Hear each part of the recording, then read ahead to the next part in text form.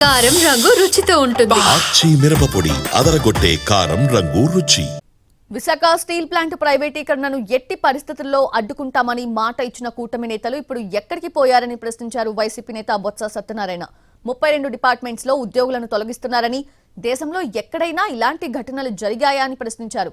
30న విశాఖకు వస్తున్న deputy CM Pawan Kalyan దీనికి సమాధానం చెప్పాలని డిమాండ్ చేశారు బొత్స.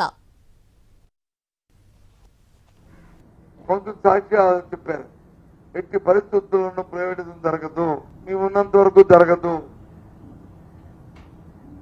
కొంచెం సాక్షిగా చెప్పారు ఆ రోజు మా కళ్యాణమ్మ. మరి ఎందుకు పవర్ ప్లాంట్ నుంచి సర్వీసింగ్ ప్రైవేట్ వాళ్ళతో టెండర్ పిలిచి వారికి ఇవ్వడానికి ప్రయత్నం చేశారు.